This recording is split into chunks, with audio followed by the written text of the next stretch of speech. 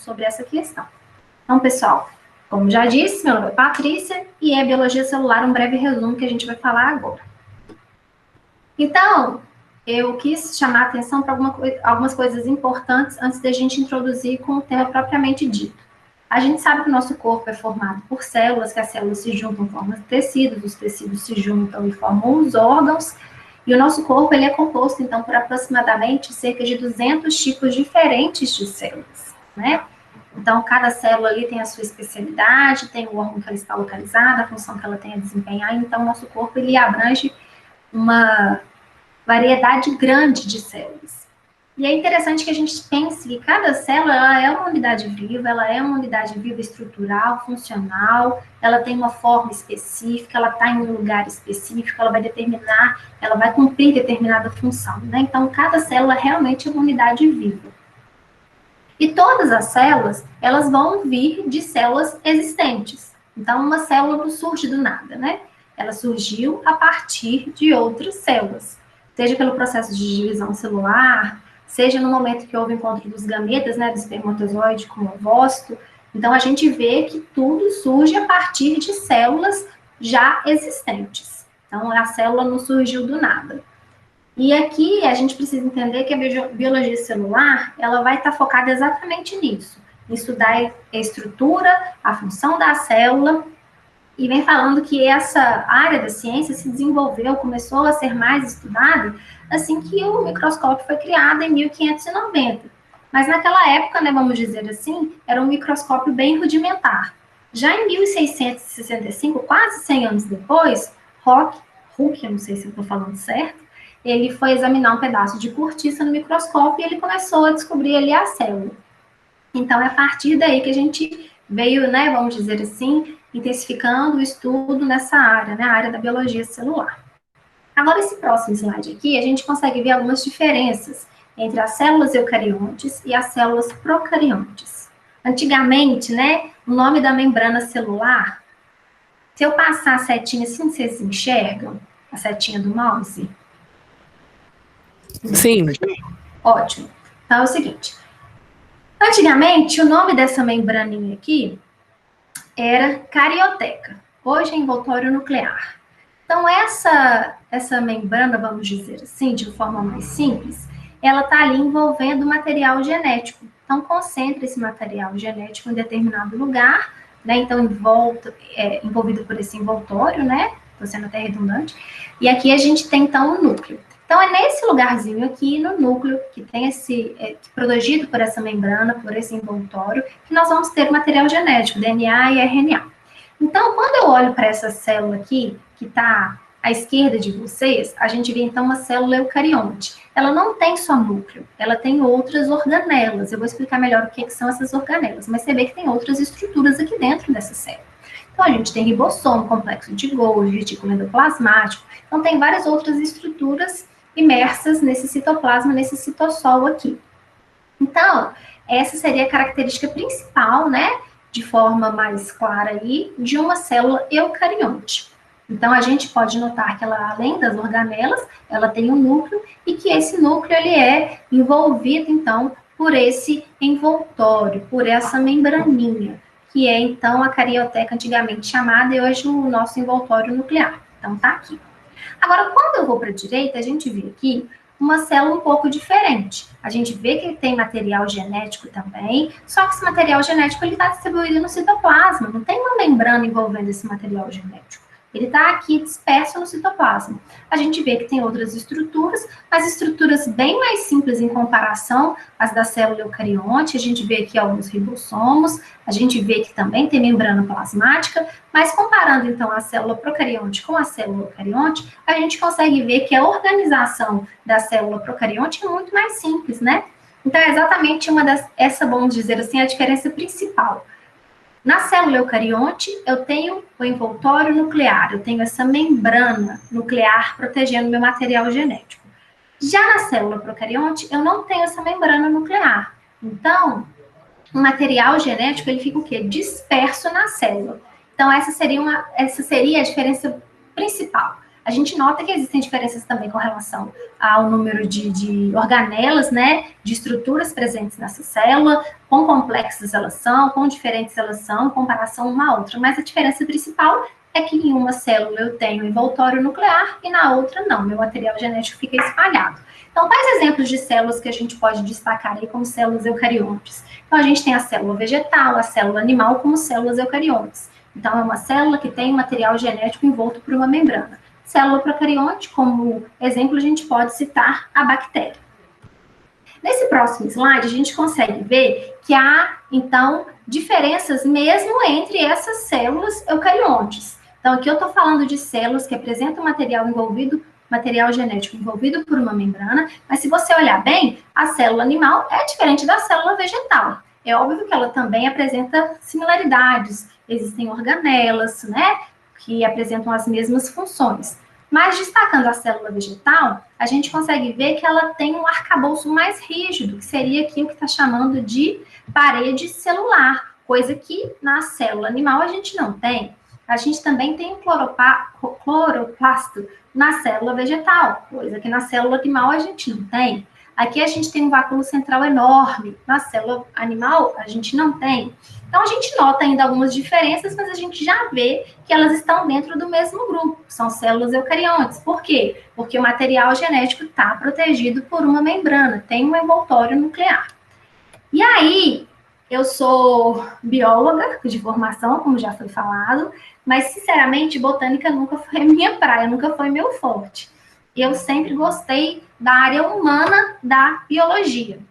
Então, o que a gente vai falar hoje, o nosso enfoque, vão ser as estruturas que compreendem uma célula animal e não uma célula vegetal. Mas, de modo geral, a gente percebe que elas, vamos dizer assim, abrigam organelas semelhantes, que vão desempenhar as mesmas funções, mas existem algumas características peculiares de cada tipo celular. Mas são células eucariontes, como eu já disse, e o nosso enfoque, então, vai ser na célula animal.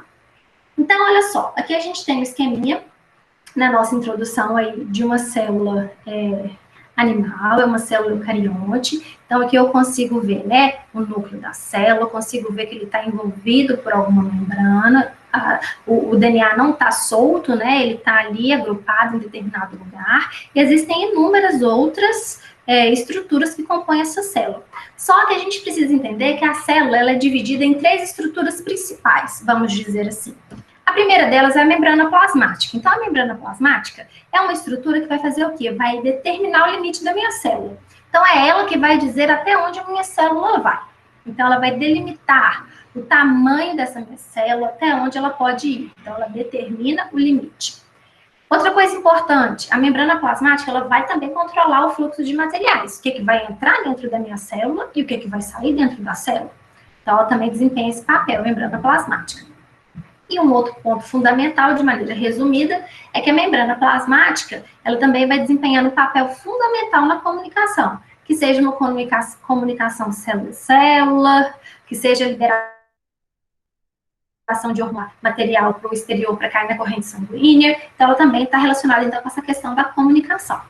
Como eu disse, a célula é dividida em 3 partes principais. A membrana plasmática foi a primeira delas, e a segunda, o citoplasma. O citoplasma é a maior porção da célula. Então, é a maior porção celular que está sendo delimitada pela membrana plasmática. Então, a membrana plasmática é esse envoltório, né? É essa caixa, vamos dizer assim, e o que está dentro dessa caixa, preenchendo essa caixa, é o quê? O citoplasma. E é exatamente no citoplasma que a gente tem estruturas, que são o quê? As organelas e o núcleo. O núcleo também é uma organela, então é o local onde essas estruturas se encontram imersas, vamos dizer assim, mergulhadas. E por fim, a última parte, terceira, é o núcleo. A gente começou falando dele, que a célula eucariótica tem essa membrana nuclear, e a gente precisa destacar que o núcleo vai ser a maior organela da célula. É óbvio que existem exceções, existem células que nem têm núcleo, mas, de modo geral, a célula, ela tem como maior organela o núcleo. E é ali, e é dali que vai partir o controle de tudo. Então, todas as ordenanças vêm de onde? Do núcleo. Ele é o nosso centro de controle. Então, agora a gente vai falar um pouquinho mais sobre a membrana plasmática. Então, a membrana plasmática, Vamos pegar aí o quadro da nossa esquerda, essa figura aqui, onde a gente consegue ver um monte de bolinha azul. A gente tem aqui, então, um desenhozinho esquemático dessa membrana plasmática, desse envoltório, dessa caixa. E é interessante que a gente consegue ver que a membrana plasmática ela vai constituir de 2 folhetos. A gente vai ter um folheto que é o que vai estar em contato com o meio exterior, que vai estar em contato com outras células, enfim, com o sangue, com o que quer que seja, e nós vamos ter também a camada que vai estar voltada para o interior. Então, a gente consegue perceber aqui que a camada de fora e a de dentro, elas são de bolinhas azuis. O que quer dizer isso? É o mesmo material que se encontra aqui do lado de fora, se encontra aqui do lado de dentro. Então, a gente pode falar que a membrana plasmática, ela é formada por uma camada, uma bicamada, que é 2 vezes, lipídica. E ela está sempre associada ao quê? A proteínas integrais periféricas. O que quer dizer isso? A gente vê que essa bicamada lipídica, né, ou fosfolipídica, melhor dizendo, porque a gente também tem outro grupo aqui, a gente consegue perceber a presença de proteínas, né, que sejam integrais, transmembrana, que quer dizer isso? Que ela está atravessando aqui a membrana, ou proteínas que sejam do lado de fora, ou só do lado de dentro, o desenho não mostra, mas a gente consegue saber que existe isso também. Então, a gente precisa entender que essa membrana plasmática, então, uma camada apresenta uma bicamada fosfolipídica, que sempre está associada aí a proteínas, certo?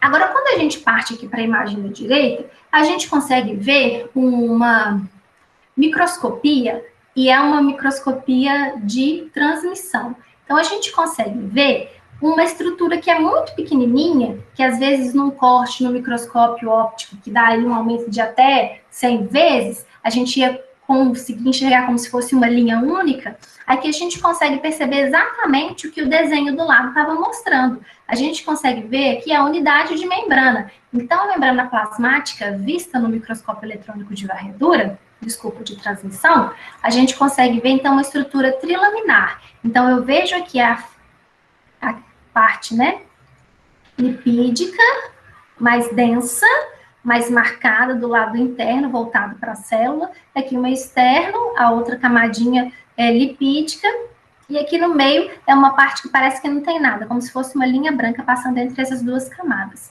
Isso aqui, pessoal, tem menos de 7,5 nanômetros de espessura, né, de largura. Então, realmente é uma estrutura muito pequena, muito delicada, mas a gente consegue perceber que ela está lá presente. Então, essa estrutura trilaminar formada, então, por fosfolipídios, uma parte mais densa, mais clara e outra densa, está mostrando a unidade de membrana. E aqui a gente consegue ver outras informações importantes da membrana plasmática. Então, a gente sabe que ela está envolvendo a célula e ela vai manter, então, a integridade do meu material que se encontra lá dentro, das organelas que eles se encontram. Então, ela mantém essa integridade funcional e estrutural. Vai atuar, então, como uma membrana semipermeável, como eu disse para vocês, vai permitir que coisas entrem e que coisas saiam, tá certo? Entre o citoplasma e o ambiente externo. Também, a membrana tem a capacidade de reconhecer macromoléculas e outras células e também ser reconhecida por outras células. Então, a gente não vai entrar nesse mérito, mas a gente sabe, como eu mostrei para vocês na imagem anterior, que na minha membrana eu tenho proteínas ali. Então, essas proteínas permitem que outras células reconheçam aquela célula ali, reconhecem também outras estruturas. Então, realmente, tudo acontece nessa membrana, essa comunicação acontece na membrana. Também vai participar na transdução de sinais extracelulares em eventos intracelulares. Então, por exemplo, quando a gente tem um neurotransmissor sendo liberado por um neurônio, ele vai chegar primeiro onde? Na célula de destino? Na membrana plasmática. Então, vai transformar aquele sinal químico em um sinal elétrico. Então, a gente pode ver que existe realmente... A membrana plasmática é realmente muito importante para controlar todas essas coisas que eu estou falando com vocês. Então, auxilia na interação, como eu já falei, entre as células, e mantém também uma diferença de potencial elétrico entre os 2 lados, citoplasmático e extracelular, como eu citei no exemplo ali do neurônio. Agora a gente vai para o citoplasma. Eu já tinha falado brevemente sobre ele, mas a gente precisa entender que o citoplasma, na realidade, é tudo isso aqui que eu vou falar nesse primeiro tópico, né? São as organelas, as inclusões que ali se encontram e o citoesqueleto. Então, o citoplasma é formado por isso. organelas, inclusões e citoesqueleto. E tem a parte fluida do citoplasma, que é chamada de citosol ou hialoplasma. Então, na realidade, a gente tem que pensar que a membrana envolve a célula, delimita ali a sua área, vamos dizer assim, mas o que está ali dentro, esse citoplasma, na realidade, não é só um citoplasma puro e simples. Ele tem água, tem ali grânulos, tem ali citoesqueleto, as organelas, a parte líquida, que é a maior parte água, é chamada de citossol e hialoplasma. E é ali, na realidade, nesse citossol, nessa parte líquida do citoplasma, onde as organelas se encontram, que vão acontecer a maior parte das reações químicas, tá certo? Para manter essa estrutura celular, para manter essa célula funcionando. Então, agora a gente vai ver aqui rapidamente quais são essas organelas. Então, a gente viu que no citoplasma a gente tem as organelas. E que organelas são essas? Né? Que estruturas intracelulares são essas que são especializadas e elas vão ter uma forma e função específica. Então, a gente tem o citoesqueleto, o centríolo, o siloflagelo, o ribossomo, o retículo endoplasmático, tanto rugoso quanto liso, o complexo de Golgi, lisossomos, peroxissomos, mitocôndrias e núcleo. Existem outros vacúolos? Existem, mas essas aqui são as principais organelas, esses pequenos órgãos que a gente encontra dentro da célula. Cada um deles vai ter uma forma específica, vai funcionar de uma tal forma e vai permitir que determinadas coisas aconteçam. Então, o primeiro que a gente vai falar é do núcleo. Já tinha dado uma pincelada breve nele, tinha mostrado para vocês que como célula eucariótica, né, a gente tem, então, o envoltório nuclear. Falei para vocês que é a maior organela da célula, e é aqui dentro que a gente tem o nosso material genético. Então, a cromatina são essas fitas lilazes aqui, um pouco mais marcadas, que estão espalhadas dentro desse envoltório nuclear. E é aqui dentro também que eu vou ter a produção, que eu vou ter a síntese das proteínas no citoplasma. Como que essas proteínas serão produzidas no citoplasma? Através de RNA ribossômico, RNA mensageiro e RNA transportador, que são produzidos onde?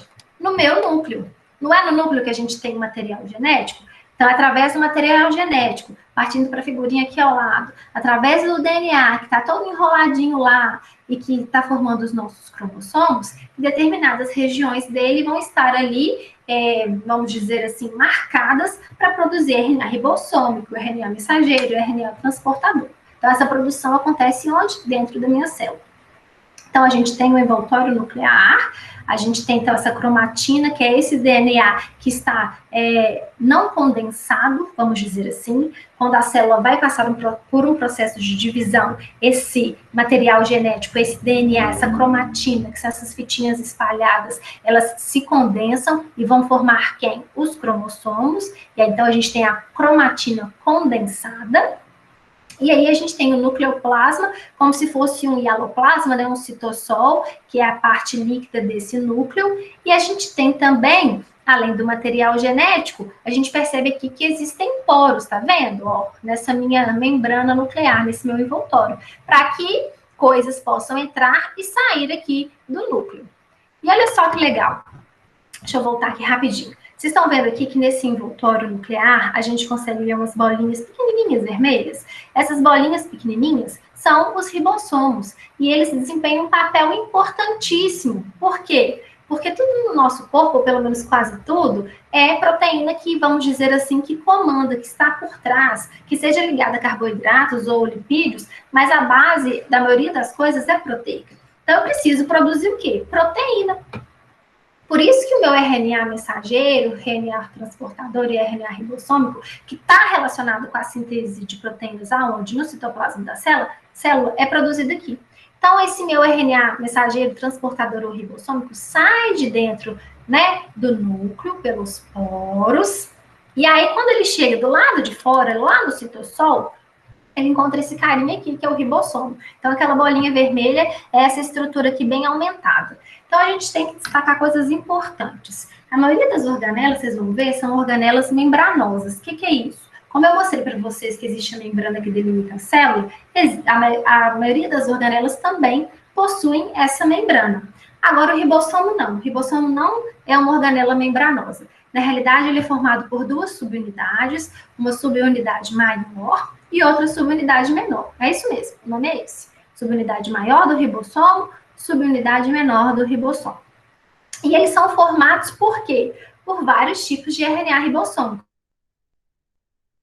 Lembra que é o núcleo? Então, esse RNA ribossômico, ele vai fazer, vamos dizer assim, vai estar por detrás, ele é o que forma, né, essas estruturas, tá certo? Dessas subunidades são formadas por esses variados tipos de RNA ribossômico e também proteínas associadas. E aí, o nucleolo, que foi aquela estrutura mais marcadinha, que eu mostrei para vocês, tá vendo aqui, ó? Todo núcleo é isso aqui, mas existe uma parte do núcleo que é mais marcada, que é chamada de nucleolo. Então, o que é produzido nessa estrutura? Os ribossomos. Os ribossomos são formados neste lugar. E a gente sabe que ele pode estar aderido à membrana, como eu mostrei na imagem anterior, ou podem estar livres no citosol. Para quê? Para produzir proteínas. Então, os ribossomos são as organelas responsáveis pela produção da proteína, vamos dizer assim. Então, o que acontece? Eu espero que vocês estejam me entendendo. Então, lá fora, lá no citoplasma, eu tenho, então, o ribossomo, com uma subunidade maior e outra menor. Na hora que eu preciso de determinada proteína para o meu organismo, para a minha célula, o que quer que seja, eu preciso traduzir uma fita de RNA mensageiro. E tenta pensar, traduzir, no sentido da palavra mesmo. Então, às vezes eu estou falando aqui em português, mas a pessoa que está me escutando, ela fala inglês. Então, alguém tem que traduzir o que eu estou falando. Então, tá falando a mesma coisa, mas na linguagem que aquela pessoa entende. Então, essa fita de RNA mensageiro aqui vai transformar, tá codificando determinada. Eu preciso traduzir isso para a proteína propriamente dita. Então, essa subunidade maior e menor se juntam.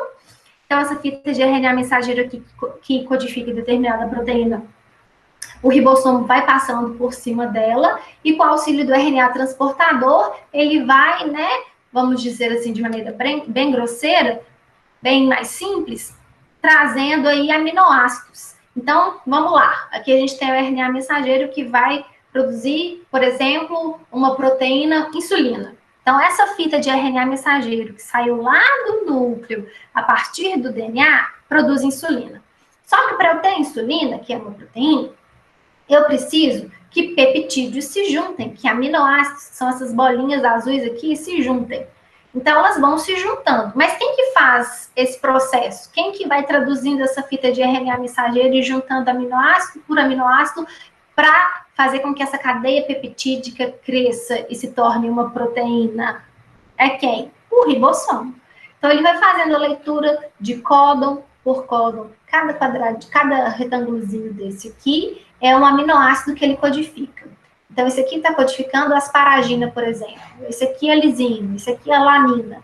Então, ele vai trazendo o ribossomo, os peptídeos, que vão formar determinada proteína e ligando um ao outro para eu ter, então, a formação aí dessa cadeia polipeptídica. Eu espero que vocês estejam entendendo. Então, esse processo todo vai acontecer onde? No citosol. Mas lembra que eu mostrei nessa imagem aqui, que a gente tem ribossomo também aderido a outras estruturas, tá vendo? Aderido a esses sacos, a essas cisternas. Então, aqui a gente também tem os ribossomos que estão ligados aonde? Ao retículo endoplasmático. E nessas estruturas, eles também vão fazer esse processo de tradução para a formação de proteínas, só que aí são proteínas diferentes que são destinadas para outros lugares. Mas o que o ribossomo vai fazer é exatamente isso, traduzir a proteína. Agora a gente tem traduzir a proteína, não, traduzir o RNA mensageiro para a proteína. Agora aqui a gente vai dar uma olhadinha no retículo endoplasmático rugoso. Então, olha só, eu tenho aqui os ribossomos, como eu falei para vocês, eles estão aderidos a essas cavidades, né, que são delimitadas por membrana. Então, o ribossomo não era uma organela que tinha membrana. O retículo é uma organela o quê? Membranosa. E aderida à sua parede, eu tenho o quê? Diversos ribossomos, tá vendo? É cravejada por ribossomos. Por que ele chama retículo endoplasmático rugoso? Porque é exatamente isso. Quando a gente olha no microscópio, a gente consegue ver ali uma organela cravejada dessas estruturas, dessas bolinhas, vamos dizer assim. Por isso que ele tem esse nome.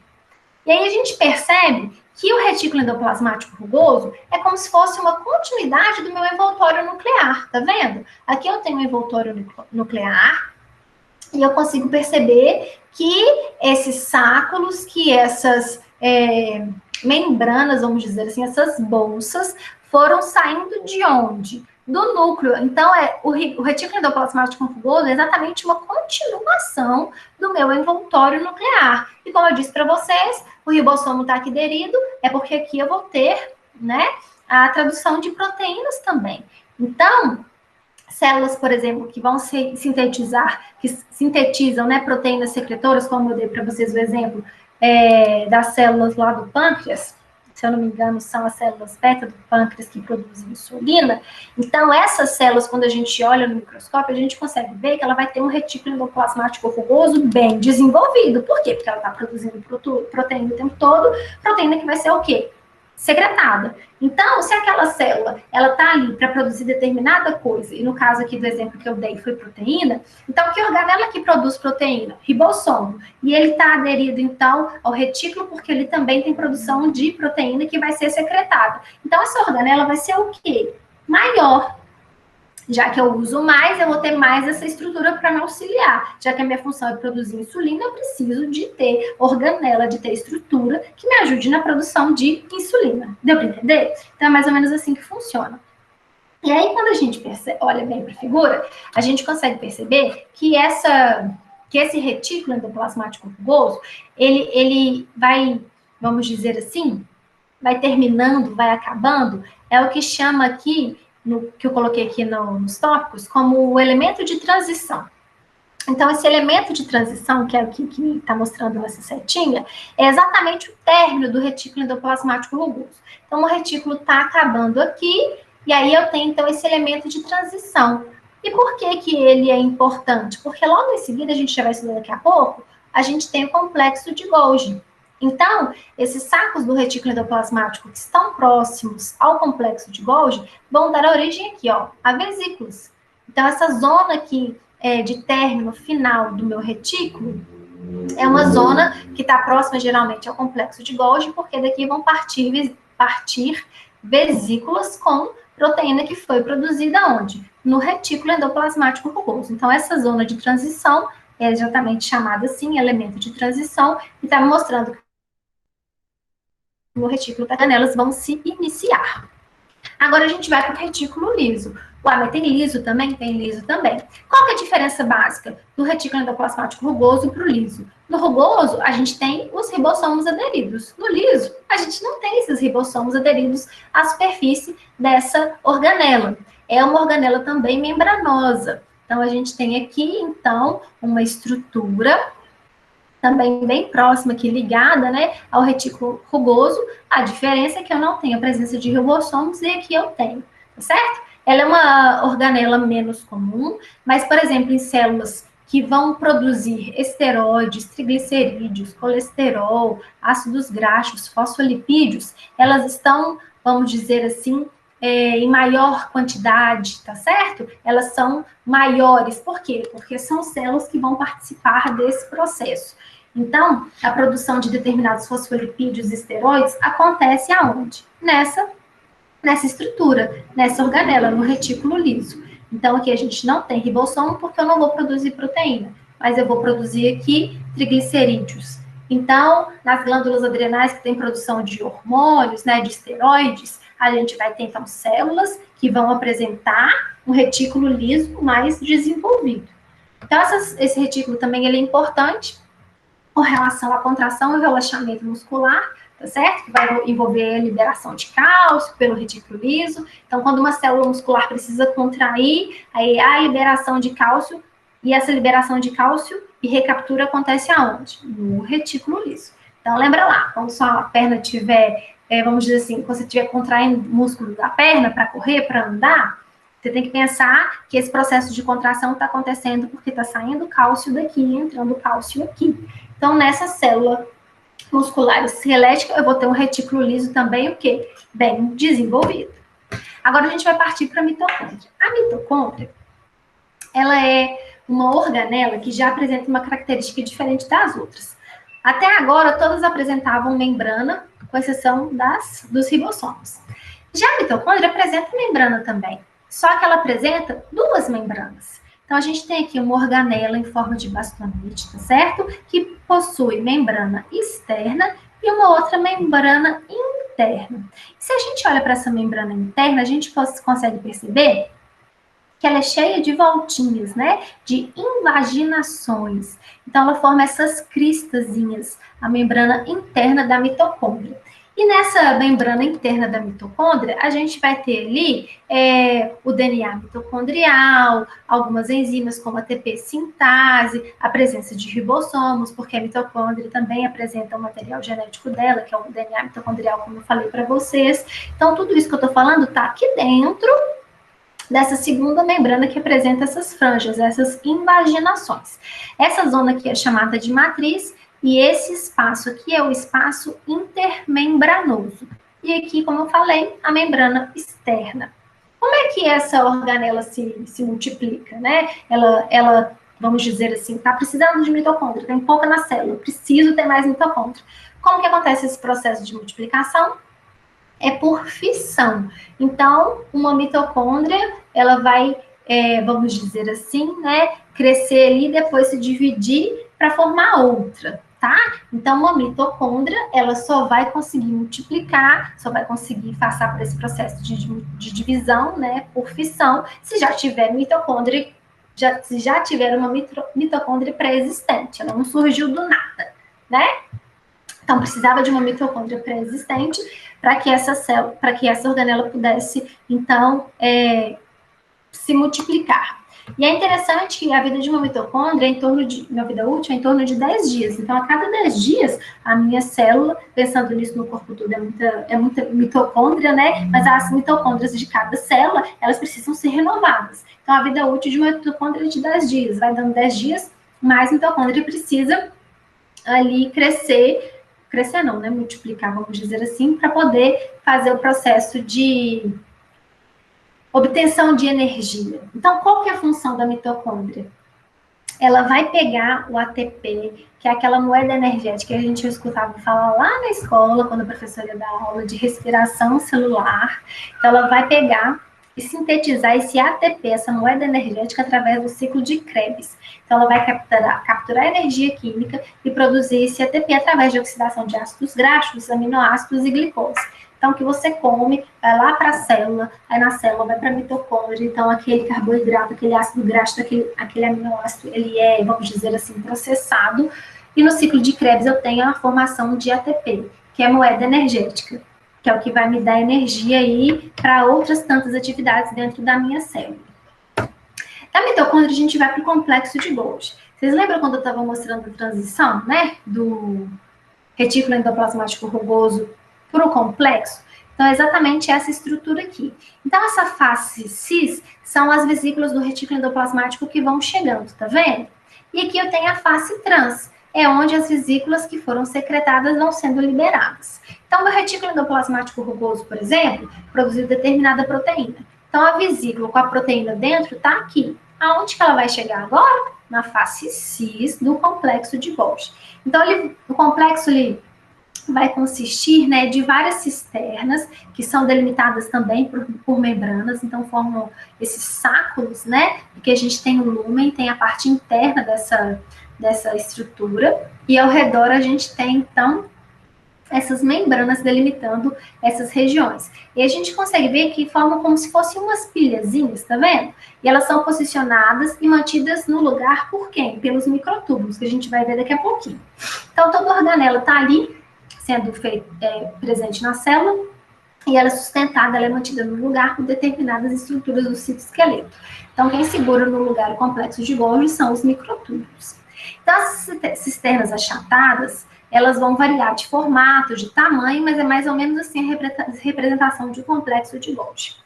Então, ela vai apresentar uma polaridade distinta. Como eu disse para vocês, tem a face cis, que é onde chegam essas vesículas do retículo endoplasmático rugoso, do retículo então endoplasmático, e tem a face trans, que é onde essas vesículas vão sair.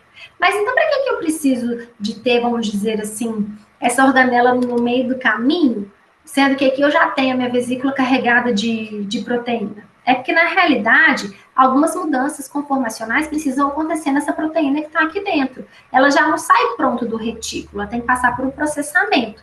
Então, essas vesículas carregadas de proteína, que estão vindo lá do retículo endoplasmático, tem que passar através dessa organela, porque aqui a gente vai ter um empacotamento dessas proteínas, tá certo? Então, vai reciclar, vai redistribuir o que for preciso para as membranas. Então, vai passar por um processamento essa proteína que aqui chega.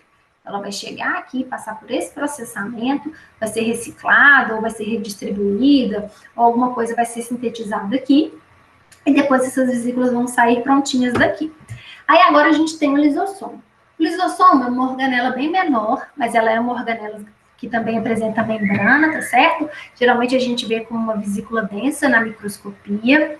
Ela também tem muitos tipos de... Ela vai degradar muitos tipos de moléculas. Então, quando a gente fala, por exemplo, fazendo uma alusão ao nosso corpo, a gente fala que o núcleo da célula é como se fosse o cérebro, que comanda tudo. E os lisossomos são aquelas estruturas que vão fazer o processo de digestão. Então, dentro dessas estruturas, dentro dessas organelas, a gente tem inúmeras enzimas que vão para a própria célula. Então, por exemplo, tem uma organela que está ficando velha, que precisa ser reciclada.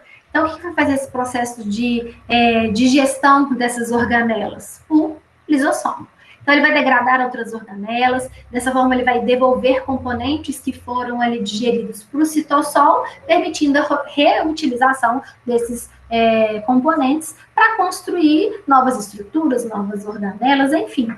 Então, ele vai substituindo, através da digestão das enzimas que ele estão presentes, a digestão dessas estruturas através das enzimas que aqui estão presentes, né? Então, a estrutura está desgastada, vem o lisossomo e faz a digestão dessa estrutura e libera esse material, vamos dizer assim, já quebradinho, já pequenininho, para que essa célula possa fazer novas organelas ou fazer outras coisas que são importantes. Então, esse material é reutilizado. A gente também tem a presença do peroxissomo. Então, aqui no desenho, ele é bem pequenininho, tá vendo aqui? Eu mostrando uma setinha. O peroxissomo, ele é menor que o lisossomo, tá? Mas ele também é uma organela que é envolvido por membrana. Aqui vem falando que, como as mitocôndrias, essa organela também vai fazer esse processo de fissão, tá? Vai se dividir por fissão. As outras organelas, elas vão sendo formadas pela realmente a chegada de proteína, de material aqui vindo do DNA. Algumas em específico, como o peroxissomo e a mitocôndria, elas se dividem através desse processo de fissão. Então, precisa de ter um peroxissomo pré-existente para que essa organela, vamos dizer assim, exista, se encontre no nosso citoplasma, no nosso citossol. Ele também vai conter várias enzimas, tá certo? Que vão variar nas suas funções, desde a oxidação de ácidos graxos de cadeia longa até a síntese de colesterol. Mas essas informações todas, eu sei que é muita coisa, não dá para guardar. Mas o que a gente precisa lembrar que nesse processo de oxidação dessas determinadas estruturas, a gente vai ter a produção de peróxido de hidrogênio. Vocês já ouviram falar, né? Na água oxigenada. Então, esse peróxido de hidrogênio, ele é formado nesse processo de degradação de determinadas estruturas. Só que ele também é tóxico para a célula. Então, ele precisa ser o quê? Eliminado. Então, dentro desse peroxissomo, a gente vai ter a presença da catalase, que é uma enzima que vai quebrar o peróxido de hidrogênio que está sendo formado pela oxidação de ácidos graxos, por exemplo, pela síntese de colesterol ou desintoxicação das substâncias com etanol, esse peróxido de hidrogênio que foi ali formado, ele vai ser quebrado por quem? Pela catalase. Então, ele vai quebrar o peróxido de hidrogênio e transformar em água, tá? Então, os peroxissomos, eles vão proteger outras partes das células, impedindo que essa molécula, né, que foi ali formada por causa do processo de oxidação de ácidos graxos, acabe destruindo todas as estruturas da célula. Então, como o peróxido de hidrogênio é nocivo e ele é formado pela oxidação de determinadas substâncias, a própria célula, dentro do peroxissomo, a gente tem a presença da catalase, vai lá e quebra o peróxido de hidrogênio e eu passo a ter agora água, que é algo que não vai danificar, né? Não vai estragar ali as organelas, vai ser nocivo ali para a célula, para as organelas que a compõem.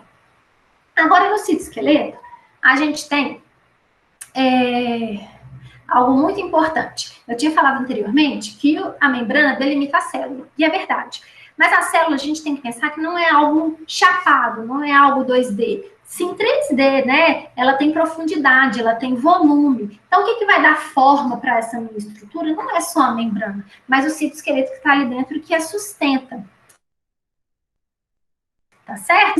Esse citoesqueleto, ele vai funcionar na manutenção da forma celular, vai estabilizar algumas ligações, vai facilitar o processo de endocitose, exocitose. É óbvio que tudo isso vai passar pela membrana plasmática, mas eu preciso de ter esse citoesqueleto, essa rede ali, tá certo? Que sustenta a minha célula. E a gente pode ver que existem 3 componentes principais: os microtúbulos, os microfilamentos e os filamentos intermediários.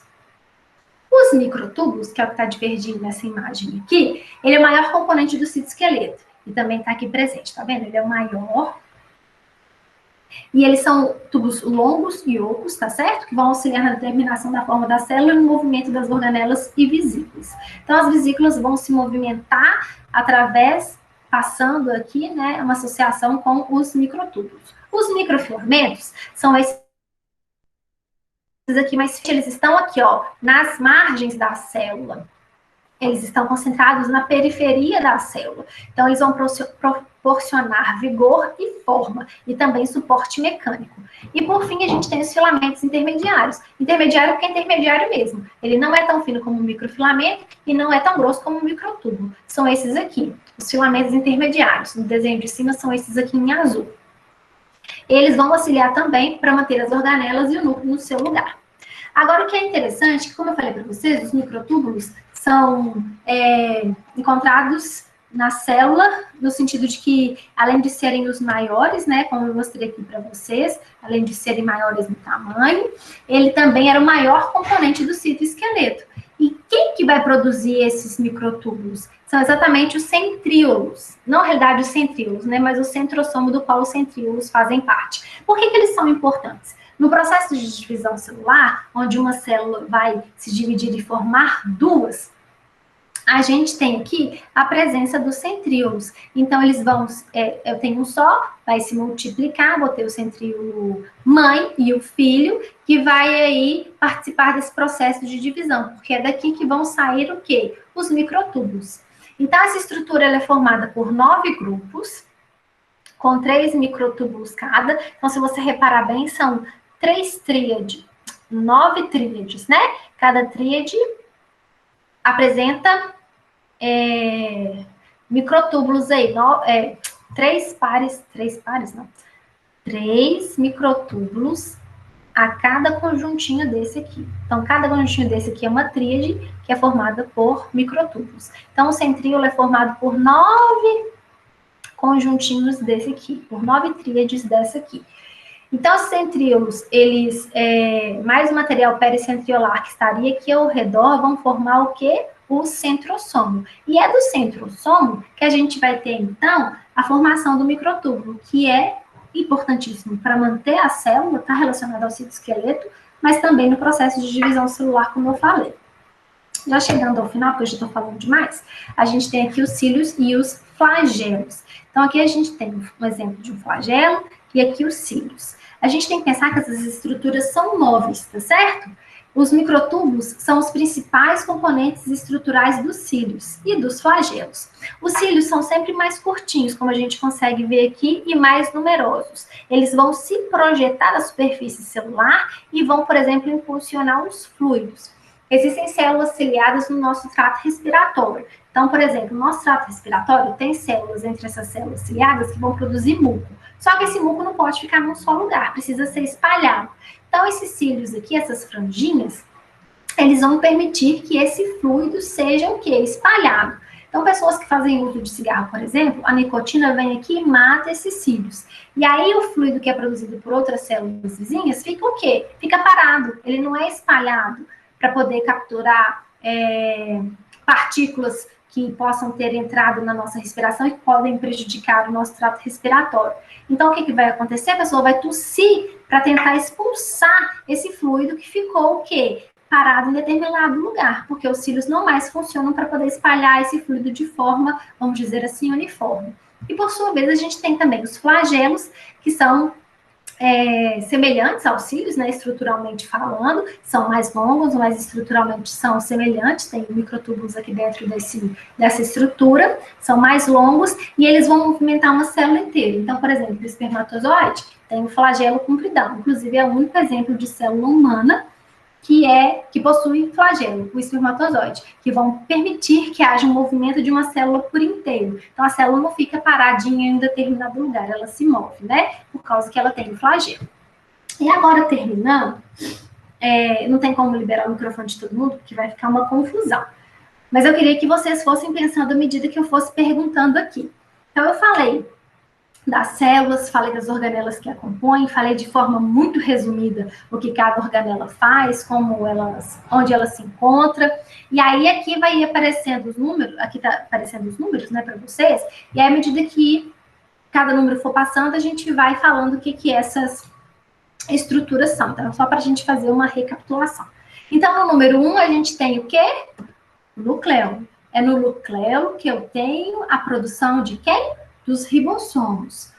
E é no núcleo, número 2, que eu vou ter o meu material genético, de forma descondensada, que é a cromatina. Mas no momento que eu vou precisar fazer, por exemplo, uma multiplicação celular, uma divisão celular, eu vou ter uma condensação dessa cromatina nos cromossomos. É ali também que eu vou ter a produção do RNA mensageiro, transportador e ribossomo. Olha só que legal. Seguindo aqui, a gente tem no número 3, o envoltório nuclear, que é aquela estrutura, aquele envelope mesmo, como o nome já diz, que vai estar ao redor do meu material genético. Mas, seguido aí, o número 4, eu coloquei aqui que é uma vesícula, porque na realidade, eu tentei olhar bem aqui nessa célula e, no caso, não era nenhuma outra estrutura que a gente tenha falado. Mas lembra que eu mostrei lá a vesícula saindo do complexo de Golgi, chegando no complexo de Golgi, ou saindo do retículo endoplasmático rugoso? Então, são vesículas que podem conter alguma proteína, alguma substância aqui dentro. Então, a gente viu o núcleo, o núcleo envoltório nuclear. O número 5, a gente tem o retículo endoplasmático rugoso. Por que eu sei que é rugoso? Porque além de estar em continuidade aqui com o envoltório nuclear, eu tenho a presença dessas bolinhas pequenininhas azuis, que são quem? Os ribossomos, por isso rugoso. Quem estava pertinho do retículo endoplasmático rugoso? Não era o complexo de Golgi? Não é daqui que saem vesículas cheias de proteínas que vão passar por um processo de transformação, glicosilação no complexo de Golgi? Então, está aqui próximo. Então, a gente tem nessas pilhas aqui de vesículas achatadinhas. Seguido aí no número 7, a gente tem um pedacinho só de um citoesqueleto. Na realidade, a gente sabe que é formado por filamentos intermediários, filamentos de actina ou microfilamentos e o microtúbulo. O 8 é o retículo liso. Você vê que ele se continua rugoso, só que ele não apresenta ribossomos aderidos à sua membrana, à sua superfície. Por isso que eu sei que é o retículo liso, que vai estar relacionado com a produção de triglicerídeos, esteroides, hormônios, né? Seguindo aí, a gente tem a mitocôndria, a respiração celular acontece nessa organela, então eu vou ter a formação de ATP, que é a minha moeda energética, que é usada em tudo que eu vou fazer na célula, o quê? A mitocôndria. A gente tem o lisossomo, que é o número 10, que é aquela molécula que é carregada de enzimas, que vai fazer esse processo de digestão de alguma partícula estranha, ou também esse processo de digestão de alguma organela que está ficando velhinha, ou que aconteceu algum problema no lisossomo. O número 11 é o quê? É o citossol, é o hialoplasma, é a parte líquida do meu citoplasma, onde o quê? As organelas estão imersas, mergulhadas. O número 12 aqui em cima, a gente tem quem? O peroxissomo, que é aquela organela também membranosa, um pouco menor que o lisossomo, que está responsável pela oxidação dos ácidos graxos, mas também pela destruição, vamos dizer assim, do peróxido de hidrogênio, já que ele tem a enzima catalase. E aqui nós temos os centríolos, que são importantes no processo de divisão celular, vão migrar para as extremidades da célula, vão auxiliar no processo de separação, né, de uma célula filha com a célula mãe, e é daqui também que a gente tem, então, o centrosomo, que vai estar ali relacionado com a produção dos microtúbulos. E, por fim, a gente tem a membrana plasmática, que é aquele envoltório, que tem a unidade trilaminar, a unidade de membrana, que vai envolver tudo isso que eu estou falando para vocês. E não é uma coisa plana, chata, como eu já falei, porque a gente tem o citoesqueleto nessa rede, que vai ali dar formato para a minha célula. Aqui a bibliografia que eu utilizei para poder montar essa aula. E aqui o meu contato. Se alguém quiser pegar, né, meu e-mail para poder entrar em contato, pode ficar à vontade. Patrícia, muito bom. Agradeço muito por essa Aí agora aula. o que eu faço? Já está tudo certo? Está compartilhado ainda? Isso, agora você já terminou. Tá, deixa eu só ver aqui. Eu vou descompartilhar para ficar mais fácil. Isso. Mas muito obrigada. É muito bom a gente lembrar, né? Relembrar as funções, o que cada organela faz, né? Principalmente quem está aí na área da saúde, ou quem quer ir para pesquisa, ou quem gosta de pesquisar, né? Por conta própria, é importantíssimo saber, né? Essa questão mesmo aí que você falou do peróxido de hidrogênio, né? Essa questão aí de oxidação, por exemplo. Estava até lendo um artigo esses dias falando sobre câncer e um outro sobre Alzheimer, né? Aí eles olham muito essa questão, né? Eles olham muito isso. Então, pessoal, quem quiser fazer pergunta, a gente tem uma mãozinha levantada aqui já. Misericórdia. Pode. Quem quiser fazer elogios, podem. Pode só agradecer, não precisa perguntar nada não, tá, gente? Separei. Acho que o pessoal quer te elogiar, vai lá. Tá. O Arthur falou, apresentação maravilhosa, muito didática, realmente. Lu, oi, pessoal. Uma mãozinha levantada foi a minha. Isso. Patrícia, obrigada por compartilhar com a gente, né, todo esse conhecimento.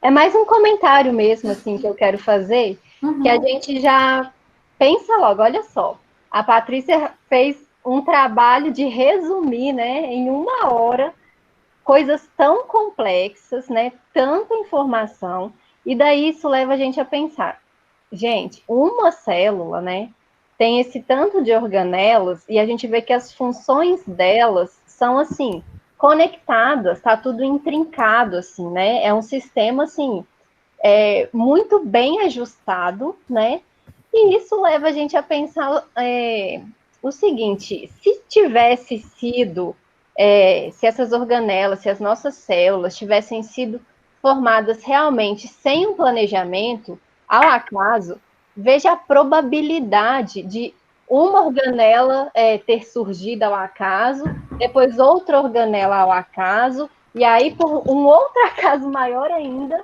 elas dependerem agora uma da outra para conseguir processar uma função bioquímica, sabe? Eu só fico pensando nisso. Se a gente já vê esse argumento micro, né, digamos assim, de uma célula, exatamente, alguém comentou aí, complexidade redutiva. Para mim, é um pouco demais, né, a gente pensar que cada uma dessas organelas se formaram ao acaso, e elas terem que ter sido formadas, talvez, em tempos... eu acho que é o que você vai falar agora, não sei se é isso que você vai falar, mas o que a gente também percebe é que uma precisa da outra, né?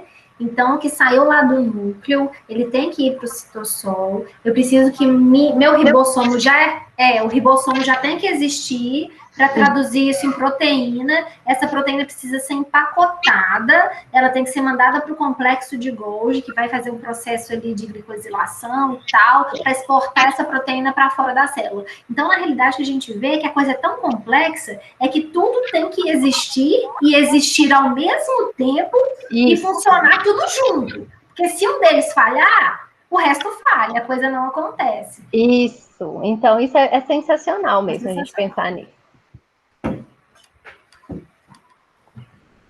Exatamente, é isso mesmo. Eu fico pensando muito nisso também. Essa coexistência, né, delas.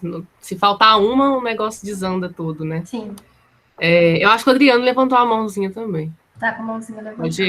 Isso.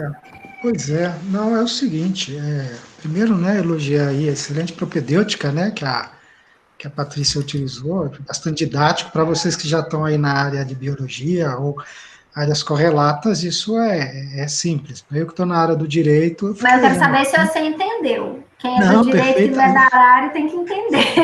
Exato, por isso que eu estou dizendo que a propedêutica foi excelente, quer dizer, muito didático, muito bem explicado. Agora, eu achei muito interessante porque você apontou para a gente aí 14 elementos numa célula. Eu ouvi dizer que o corpo humano tem cerca de 10 trilhões de células. Sim.